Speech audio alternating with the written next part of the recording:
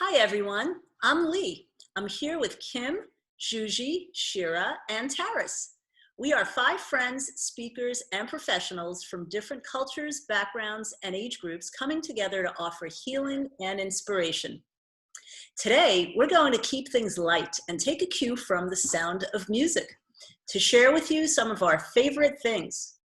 For our next few shows, each of the 5 of us will share with you some of the things that we love, from our self-care practices to creative expressions that resonate with us, to even our favorite food. So join us while we're sharing and take the time to reflect on what brings you joy. We're going to start off with Sheira today. Sheira, are you ready to take us on your journey? I am! Yay!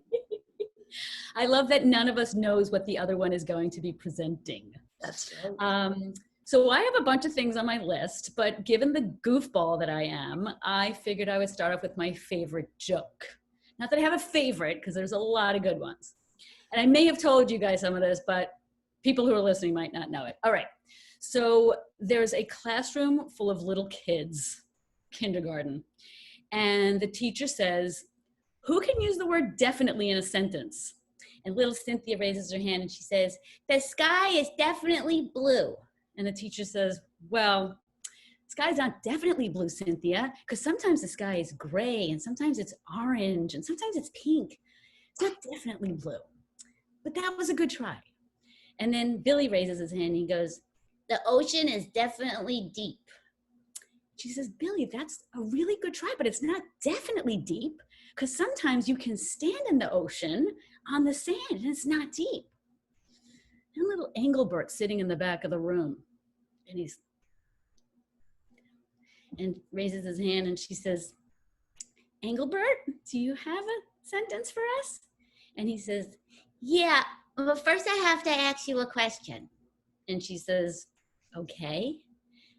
And he says, "When you make a fart, do little things come out?" And she says, "No." He goes, "I definitely shit in my pants." That's cute. Okay, so that's one of my favorite jokes. I've definitely heard you tell that joke, and it gets better every time for some I reason. literally just got it. I'm like, wait, what? So coming out. Okay. It's funny too, because Very cute. yeah, it's not all the time that I get to see like this actor side of you, and you are such a performer at heart, but like you are really good at like impressions and all that stuff, so it was more just the delivery of it was awesome. Well, you know, I always gravitate towards children, so whenever I hear good singers that has kids in it, like I remember them, you know. Okay, well, moving right along, I'm trying to think of which thing I'm going to do next because I don't really have a set order, but, oh, actually, I'm going to share my screen. I'm going to share my screen with you a couple of times, but speaking of children, this is one of my favorite quotes. You ready? Oh, no, wrong. Am I sharing my screen? Hold on. Yes. Yeah, you are. Hold on. I picked the wrong thing. Hold on. This one. This is what I want. Wow, it's just not coming up. That's you sure that's not the one you want to share? Here it is. This is my screen that I'm sharing. "Children are the living messages we send to a time we will not see." When I heard that quote for the first time, I was like, ooh, like it kind of gave me chills. And the reason I love it so much is that we have to be so careful about what we feed their minds with, what kind of world we want to create. Like they are the living messages that we're sending into the future. And so I feel like that's part of my mantra, my passion, my purpose is to position them and give them good stuff in here and good experiences. And obviously you're going to have struggles and challenges, but there's just something that really resonated with me about that quote. So Pretty intense quote. When did you come across this quote? Was it when you were 5 years ago? Yeah, No, like a bunch of years ago. And so, John Whitehead is the guy who quoted it. I want to make sure I quote the right people. Yeah. What were you saying, Lee? No, I was wondering when you discovered it, was it like before you had kids and you kind of knew this kind of stuff and it helped you and inspired you, or was it, and it was 5 years ago? It was probably somewhere between 5 and 7 years ago. But when I read it, I felt it in my body. I was like, oh, yes. Well, because I understand why Lee's asking that, because you have two kids who are grown-ups, they're adults in their 20s. Yeah. So, if you read that quote when they were 5, I'm sure that would have had an impact on you back then too. But now you get to make that impact with your programming for young children. No, it's true. And it's so funny because I'm literally like, I'm just sort of allowing the order of things to unfold. And the next thing that I wanted to share is I'm really feeling like I'm going to cry right now because I just realized that the next thing that I'm going to share speaks to the quote in a really interesting way. And I'll tell you why. I'm going to show you this. I don't have the physical picture. Whew, I need to gather myself for a second here. Okay, take your time, honey. Okay. Go from jokes to crying here. It's all good. I know, it's so crazy. So this is one of my favorite keepsakes that I wanted to share with you guys because this is the only picture that my dad has of his family that he lost in the Holocaust. Wow. And I'm literally thinking about the quote that I just read to you after the joke that I told you. So crazy, like it's running the gamut of emotions here, yikes. That's my aunt, and she was probably 6 years old in this picture, but she was 10 and a half when she died, so she didn't get to go into the future. She didn't get to be that living message. Is that your aunt on the left, and is that your dad on the right? This is my grandmother. This is my grandmother. And your aunt next to her. This is my dad's mom and my dad's sister. Okay. Wow. And it's the only picture. The youngest picture I have of my dad is when he's 16 years old. I have no baby pictures of my father at all. This is the only picture. How did he get this picture? He had it with him. He had it on him? He had it on him when he was hiding in the forest. Like it's the only picture that he has. So is there a reason like why he had that picture on him? Like, did he grab it? Did he? Yeah. It's not like, back then, like he was born in 1928. I don't think they had in a farm village in Poland. It's like, oh, let me just whip out my photo album or, like that. I think he kept that picture when he knew his family wasn't coming back. Mm-hmm. So that is the only picture. And if you can even see my grandmother's forehead, it looks like she's bald, but it's because the picture is so old. And yeah. Wow. Yeah. That's an amazing keepsake. Yeah. Wow. Yeah, and I do have a picture of the original picture. I think my dad has the original picture, so I'm going to have to get that and preserve it. I think my sister may have. But anyway, I feel like I'm on a roller coaster right now. Wow. Well, thank you for sharing that. Maybe you should have saved the joke for the end. Yeah. This is unfolding exactly as it's supposed to, right? Our lives run the gamut. We're laughing 1 minute, we're crying the next, yada, yada. But that's amazing, Sheira. Amazing. Yeah. Oh God, that was so. Yeah. And I think that the black and whites from years ago are so powerful. Yeah. Yeah, they really are. You feel like there's so much behind the picture, so much of stories. Yeah. And stories that my father has told me. Like I think I told you guys a story about how he almost killed her because he was looking at his father's gun, and he had no idea it was loaded, and he literally pointed at his sister and pulled the trigger, and the gun went off. But because he was so young, the bullets like ricocheted, like it propelled him back. He said he immediately peed his pants when that happened. He had no idea the gun was loaded, and the bullet just ricocheted off the walls and landed in the doorpost, and his parents were in the other room in their log cabin and said, "One of our children is dead, who's going in there?" Oh my gosh. That's a story. Like, think about that story on the heels of what I just said. And then she ended up being murdered anyway. Wow. That is not one of your favorite things. No. And by the way, let's get on to your favorite things. Keeping things light is not going to be easy. Right. All right. Well, moving right along. Yay. I feel like I'm doing a commercial right now. Yeah, I couldn't read it. Okay, so this is one of my favorite foods. Benjamin?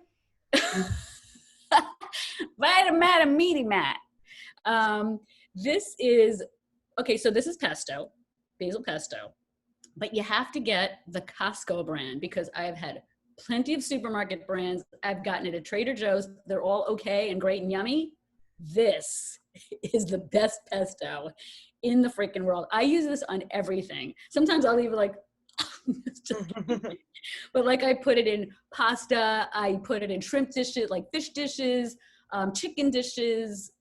I put it on vegetables. It's just amazing. I love it. Has anybody had this one? This version of pesto? I think I've tasted that one before, and it is pretty good. Oh my God, it's so good. Yeah. So I have to tell you, Sheira, I'm gonna have to make you mine from scratch, and I'm gonna have to go into the competition with Costco here because if you win, that will become my new favorite thing. Okay. Well, that's like that. I used to have a neighbor who he was from Argentina. He had the most amazing garden. I'm sorry, my landlord's dad was this old man from Argentina, authentic everything, and he would make us. You know what? I'm forgetting the name of it, but it was like a jar of all these herbs and spices, and he would he would do so much with them. It would take him like months to give it to us for it to be ready.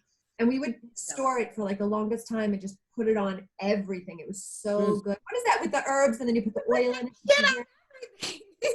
What is it? Oil infused herbs. So, but there's a name for it. I'm forgetting. Anyway, Probably. I don't have a membership at Costco, but obviously I should find someone who does. AKA I might have to get every one of you a container of it. Happy holidays! Yes. I'll take All right. one in my stocking, please. I have one more thing to share with you. You ready? All right. Now it's my favorite, that's the thing. Everything I'm showing is one of my favorite things, but I don't have the book with me because it's in my sister's basement, but I'm going to share my screen with you right now. And this book is very popular and you may have heard of it. It's called, it's called The 4 Agreements. Sheira, that's what's on your screen right now, just so you know. Yeah. Yes. I know, but I don't think it was before. So The 4 Agreements, raise your hand if you've read the book. Oh, yay. Okay. It's like a 20-minute read, isn't it? It's actually very short, big font. It's a book that absolutely, it's one of the books that absolutely like just hit me so strong. So I'm sharing with you one of the other pieces of this book, which gives you like a very quick synopsis. Can you see this? Yeah. Okay. So the book is written by Miguel Ruiz, and it is, it's so powerful and so simple in its powerfulness. So the first rule is be impeccable with your word. And I learned through the book that impeccable means without sin. Like the root word of impeccable is without sin. Number 2, don't take anything personally. How hard is that to do? But when you wrap your mind around not taking things personally and getting out of the business of thinking what other people are thinking, which we've talked about in other episodes, it's a really powerful personal mantra of mine. Like I'm constantly reminding myself not to take things personally. Third one is don't make assumptions, right? When we think about all of the, the racial tensions and all of the things that are happening, they're all based on assumptions that we don't see through. We don't ask enough questions, right, to find out the truth. And then number 4, always do your best. And so when you read the book, he has all these stories and it's just the way he writes it. There's a lot of Toltec wisdom in the book. And so I'm going to stop sharing my screen real quick and wrap it up.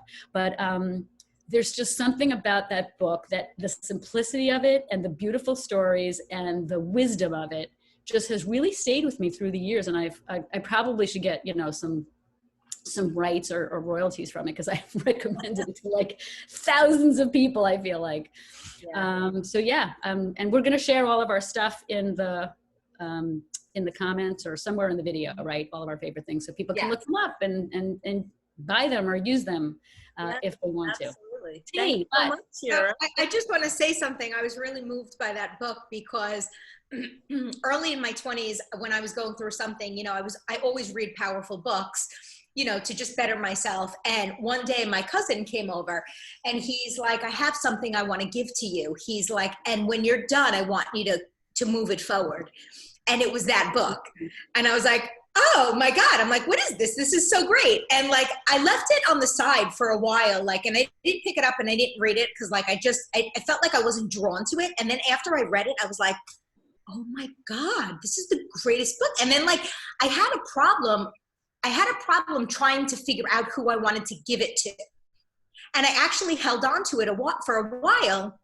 And when the time was right, when the person that crossed my path, I knew that they needed the book, I gave them the book. And years later, I tried to give the book to someone else, forgetting that I had lent it out or gave it. I passed it forward. And I had to go out and buy it again to give it to the next person I wanted to. And then I winded up buying it for my son. I don't know if you know, but they make it in like a junior's version for kids. Yeah. Yeah. Yeah. So, I mean, that book has a lot of meaning. Yeah. It's a tiny little great book with a lot of impact. It's a little gem. It's a gem of a book. It really is. It truly is. But I was going to say, this is a great place to wrap it up. Thank you so much, Sheira, for sharing your favorite things with us. These are great, and we will have the information down below. If you love our conversations, please click like and subscribe to our channel. Tell a friend, spread the word. Please also let us know if you have any comments or questions, or if there's a topic that you'd like to request. We'll see you soon, and stay safe. Thank you.